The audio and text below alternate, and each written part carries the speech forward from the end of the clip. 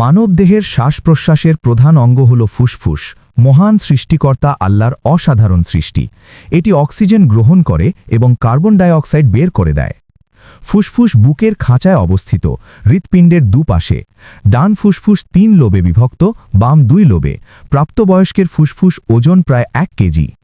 বাইরের বাতাস নাক দিয়ে ঢুকে শ্বাসনালী, ট্র্যাকিয়া, ব্রঙ্কাই দিয়ে ফুসফুসে পৌঁছায়। এই পথ পরিশোধিত করে ধুলো জীবাণু ফিল্টার করে। ট্র্যাকিয়া 2টি ব্রঙ্কাইতে বিভক্ত হয়, তারপর হাজারো ব্রঙ্কিওলে। এই শাখা প্রশাখা ফুসফুসের ভেতরে বাতাস পৌঁছে দেয়। ফুসফুসের শেষ প্রান্তে লক্ষ লক্ষ অ্যালভিওলাই, প্রতিটি ছোট বায়ুথলি যেখানে গ্যাস আদান প্রদান হয়। একজন প্রাপ্তবয়স্কের ফুসফুসে 300 থেকে 500 মিলিয়ন অ্যালভিওলাই থাকে।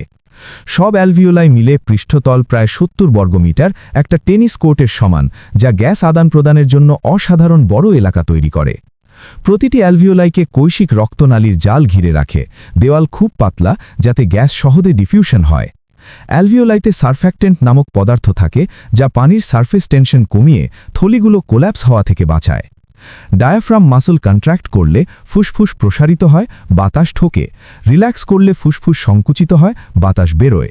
বিশ্রামে প্রতি মিনিটে 12 থেকে 20 বার শ্বাস প্রশ্বাস হয়। প্রতিবার প্রায় 500 মিলিলিটার বাতাস আদান প্রদান হয়। হৃৎপিণ্ড থেকে অক্সিজেন কম রক্ত পালমোনারি আর্টারি দিয়ে ফুসফুসে যায়। অক্সিজেন নিয়ে পালমোনারি ভেইন দিয়ে ক্ষীরে আসে।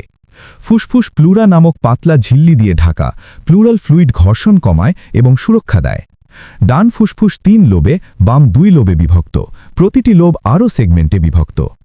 প্রতিদিন 10,000 থেকে 20,000 লিটার বাতাস ফুসফুস দিয়ে যায়। মহান সৃষ্টিকর্তা আল্লাহর নিখুঁত ডিজাইন। ধূমপান বা দূষণ ফুসফুস ক্ষতিগ্রস্ত করে। নিয়মিত চেকআপ ও সুস্থ জীবনযাপন জরুরি। প্রতি সেকেন্ডে লক্ষ লক্ষ অ্যালভিওলাইতে গ্যাস আদান প্রদান চলে।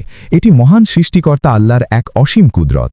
ফুসফুসের এই অসাধারণ কার্যকারিতা ভালো লাগলে লাইক করুন, শেয়ার করুন এবং কমেন্ট করুন।